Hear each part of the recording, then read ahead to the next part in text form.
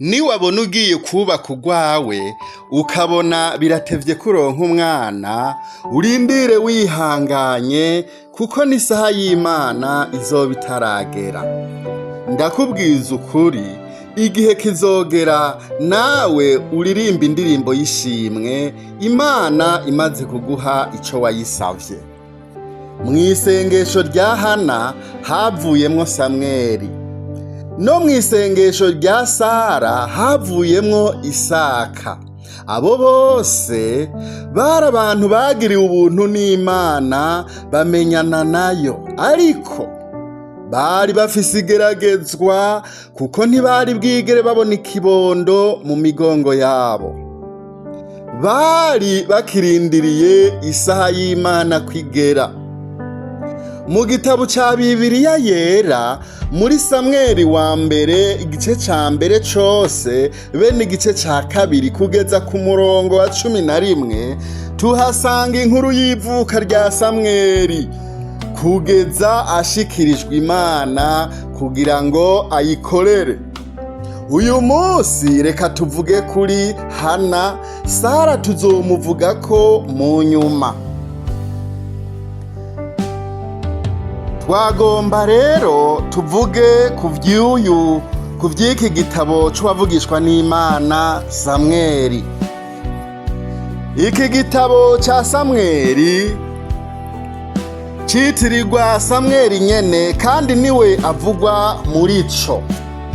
Ivyiwe bivugwa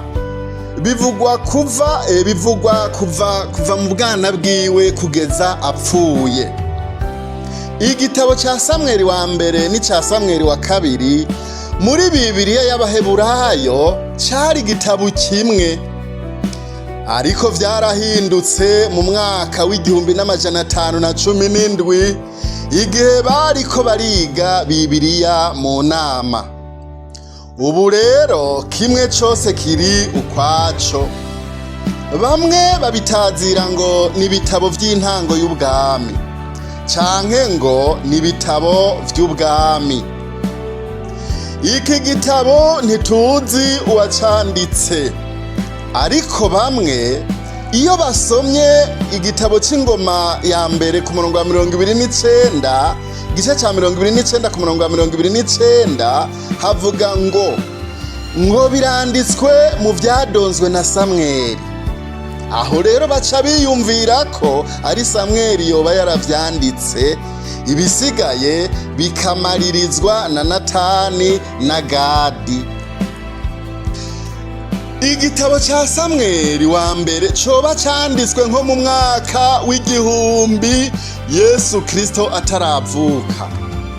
Muri ibi bihe vyacu coba kimaze nk'imyaka 326 canditswe.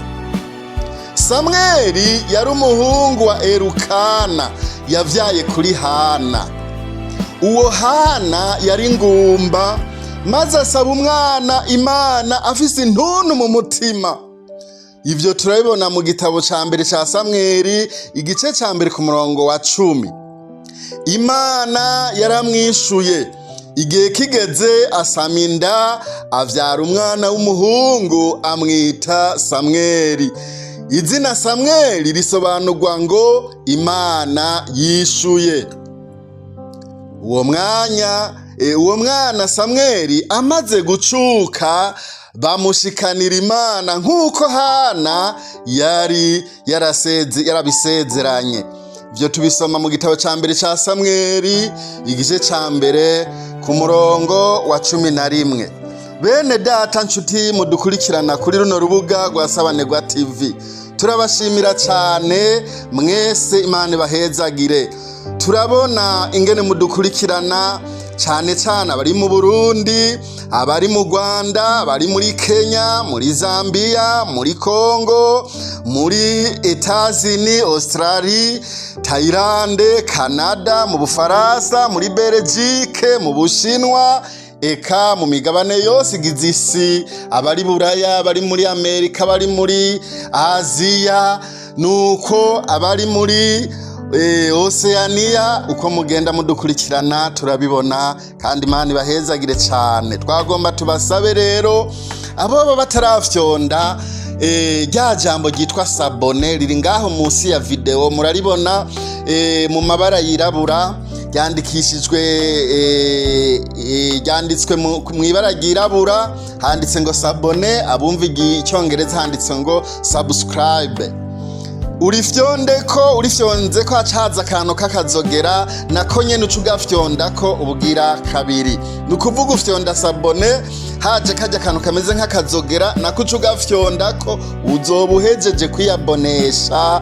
Igihe cose tuzoza dushirako video bizoca bituma uba mu bambere bayibona kandi bizotuma ubutumwa buca bugera kure. Uca ufyonda n'ubwo rukumu ruraba hejuru, ako kantu nyene twose turi munsi ya video, ako kantu k'agakumu karaba hejuru gafyondeko rimwe gusa. Uzoba ugize ico bita jeme nuko canke like. Uca ugira partage ivideo isangize n'abandi bose wowe ufise mu magroupe kugira ngo ubutumwa bushike kure. Imana izoguhezagira cane. Bene data twabasaba kandi hamwe hogira icyiyumviro mugira kandi ntimwokibura mwandike no muri commentaire, muzoba mubaye abafatanya bikorwa bacu kandi bizotuma na YouTube ikibona ko ubutumwa muriko muragira ico mubuvuzeko, ari impanuro, ari ukutwunganira, ari ugushima, mukandika muri commentaire. Ivyo birafasha cyane kugira ngo YouTube ubu butumwa ikibukwiragiza henshi hashoboka kugira ngo abantu benshi bashikirwe n'ubu butumwa buca Kuri Sabanerwa TV. Nuko rero bene data nshuti z'umusaraba, bene data mudukurikirana, twariko turiga mu gitabo c'uwavugishwa n'Imana Samweli ingene Imana yahaye umwana uyu mukenyezi Hana, ariwe Hana. Ushatse ubivuga ukugomba, bamwe bavuga ngo ni Hana abandi ngo Hana, uko bivuga kose birumvikana. Mu gitabo ca Samweli wa mbere igice ca mbere hari amajambo avuga ingene vyagenze inkuru yose nkuko twabibabwiye haruguru. Hari umuntu w'Iramatayisifimu mu mugamba w'Abefurayimu yitwa Elukana, yari mwene Yerohamu wa Elihu wa Tohu wa Sufu w'Umwefurayimu. Yari afise abagore babiri, umwe yitwa Hana uwundi Penina. Penina niwe yavyara ariko Hana yari ngumba. Uwo muntu yama ava mu gisagara ciwabo uko umwaka utashe akaduga ishiro gusenga no gushikanira Uhoraho nyen'ingabo ibimazi. Kandi bene Eli bompi Hofuni na Finehasi barabaherezi b'Uhoraho aho hantu. Umunsi Elukana yatanga kw'ikimazi yahakwa imitigiri Penina umugore wiwe n'abahungu biwe n'abakobwa biwe, ariko Hana yamuha umutigiri ungana n'ivyabo ugwije inshuro zibiri kuko yaramukunda cyane. Ariko Uhoraho yari yaramuzivye inda, kandi mukeba we ariwe Penina yama amushinyagurira akamutera intuntu mu mutima kuko Uhoraho yari yaramuzivye inda. Uko niko vyagenda uko umwaka utashe. Uko Hana yaduga aja mu ngoro y'Uhoraho niko mukeba we yamushinyagurira cyane, nico catuma arira akanka kurya. Maze umugabo wiwe Elukana aramubaza ati urizwa niki Gahana? Niki kikubuza kurya? Ubabajwe niki? Mbega sinkurutira abahungu 10 wovyaye? Maze barangije kurya no kunwa aho bari ishiro, Hana ava hasi. Kandi Eli umuherezi yari yicaye ku ntebe yiwe ku gishimaryango mu rusengero rw'Uhoraho. maze Hana asenga Uhoraho afise intuntu arira cane, asezerana isezerano tatewe Uhoraho nyene ingabo, niwaraba umubabaro wanje jewe inshoreke yawe ukanyibuka, jewe inshoreke yawe ntunyibagire, jewe inshoreke yawe ukantabaza umwana w'umuhungu, nanje nzomuguha. Uhoraho we abo wawe kuzorinda apfa, kandi nta rupfuhe ruzomugera ku mutwe. Nuko akomeje gusenga atyo ari imbere y'Uhoraho, Eli yitegereje umunwa wiwe, kuko Hana yavugira mu mutima akubita umunwa gusa, ariko ijwi ryiwe ritumvikana. Nico catuma Eli yiyumvira ko aborewe. Nuko Eli aramubwira, tuzogeza hehe kwamuborewe?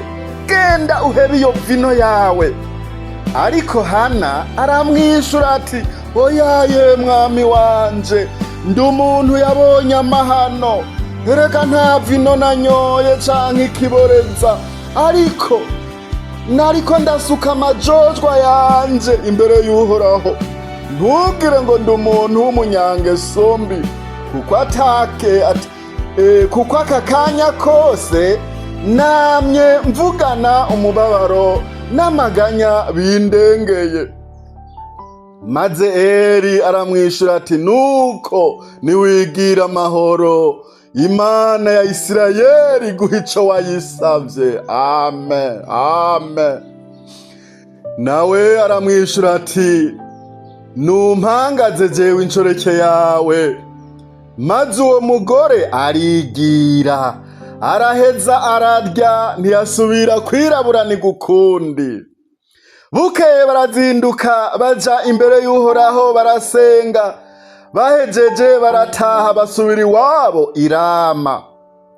Maze Elukana ararira Hana umugore wiwe, Uhoraho aramwibuka. Igihe kiragera, Hana asama inda, avyara umwana w'umuhungu amwita Samweli. Maze uwo mugabo Elukana araduga aja gushikanira Uhoraho ikimazi c'uwo mwaka, no gushima no gushitsa amasezerano yiwe. Ariko Hana ntiyadugayo, abarira umugabo wiwe ati, umwana niyamara gucuka niho nzoduga ndamujanye ashikirizwe Uhoraho agumeyo igihe cose. Maze Elukana umugabo wiwe aramwishura ati, nukore ico ushimye, wigumiraho gushitsaho uzomucukiriza. Ariko Uhoraho nashitse ijambo ryiwe. Nuko uwo mugore yigumira ngaho yonsa umwana wiwe gushitsaho yamucukirije. Amaze kumucutsa aramudugana, ajana n'imasa imaza imyaka 3 n'ingero yitwa efa y'ifu, n'umukuza w'urusato wa vino. Nuko amujana i Shilo mu ngoro y'Uhoraho, kandi uwo mwana yarakiri mutoya. Babaganya amasa bazanira Eli uwo mwana. Maze Hana aravuga ati, mwami wanje, indahiro ni wewe nyene. Erega ni jewe wa mugore, haleluya, ni jewe wa mugore nari mpagaze iruhande yawe mwami wanje, igihe nariko nsaba Uhoraho. Uyu mwana niwe nasaba, kandi Uhoraho yampaye ico namusavye. Amen. Nico gituma ndamugize inkuka y'Uhoraho, azorinda apfa ari inkuka y'Uhoraho. Nuko basengera Uhoraho aho hantu. Naya majambo dusomye. Mwene data ukirindiriye isezerano, nagomba nkuremeshe, naho ubona umengo vyaratevye, ntivyatevye na gatoya, n'isaha y'Imana itari bwagere. Rero ijambo ry'Imana riratubwira neza uko dukwiye kubangiriza ivyizigiro vyacu, tukarorera twihanganye. Bibiliya tubwira ngo dukikijwe n'igipfungu cy'ivyabona catwitangiye imbere ngo bazohava badutsindisha n'ivyatunanira kugira gute kwihangana. Aba rero Hana na Sara bazohava batsindisha benshi byananiye ko bihangana. Wewe ukirindiriye muntu w'Imana, ukirindiriye kubona ko imugongo habegwa, rindira, hariho isaha y'Imana igomba ishike, nawe Imana igutwenze, Imana iguteturure nk'uko yateturuye Hana, kuko Imana yacu ntibesha. Uko yarejo niyo munsi niko ikiri, ntihinduka namba, mbere ngo ntitegwa n'igitutu cyo guhindagurika, ntiyigera ibesha, ntizigera ibesha, ico yavuze iragishitsa. Ubirorere wihanganye mwene data, iryo nigeragezwa ryawe. Ariko nagomba nkubwire, mwisengesho rya Hana havuyemwo Samweli. Nawe iryo sengesho ryawe nturi kurata, hari Imana iriko irashira mu matwi kandi yiteguye kukwishura. Uzotwenga ushima Imana, witereye hejuru nk'uko Hana yashimye agiye gushikanira Uhoraho uyu mwana nk'uko yari yabisezeranye. Igihe carageze rero Hana araduga. Turabona muri Samweli wa mbere kiya gice ca kabiri ku murongo wa mbere niho havuga ingene Hana yashimye Imana, aratamba aratarika, arashimira Uhoraho, nuko aravuga ngo uwari ngumba vyayindwi. Aratamba aravuga ngo ntawera nk'Uhoraho, ngo kuko atayindi Mana atari wewe, ngo kandi nta kindi gitandara kimeze nk'Imana yacu, ngo ntimukongere kuvuga ivy'ubwibone ukundi, ngo ivy'amanyama ntibikagaruke mu kanwa kanyu, ngo kuko Uhoraho ari Imana izi vyose, ngo niyigera ibikorwa vy'abantu nko kumunzana. Hajya ku murongo wa 4 haravuga ngo imiheto y'abahizi iravunitse, ngo abari badendebukiwe ngo bakenyeye inkomezi, ngo abahorana agahimbo ngo basigaye baca ingero, ngo ariko abahora bashonje ngo ntibagica umukura, ngo mbere uwahora ari ingumba vyayindwi, ngo uwavyaye benshi arahondobereye. Hana shima Imana, nawe uzogera igihe ushime, wibuke rya sengesho, wibuke cya gihe wisonzesha, hazogera igihe ushima Imana. Nagomba nkuremeshe mwene data, Imana yacu ni Imana igabira bose atakinubwe. Icatumye biteba hari impamvu nziza imbere y'Imana byatumye hacamwe iyi myaka yose utararonka ikibondo. Rero isaha igomba igere, nawe Imana ikwibuke, nawe Imana iguteturure, tugufashe gushima. Nuko turabashimiye mwese mudukurikirana kuri runo rubuga. Imana ibahezagire, mukomere kandi mukomezanye, twese dukomezanye. Niko ijambo ry'Imana rivuga ngo tubwirane ibya zaburi n'indirimbo, ngo twirurane, ngo dukomeze, ngo abafise imitima ngo imenetse ngo tubakomeze. Nuko rero n'aya majambo twagomba dusangire ari muri kino gitabo ca Samweli. Imana ibahezagire mwese abariko barumva aya majambo. Mvuze ngo Imana ibongere umugisha. Ciao.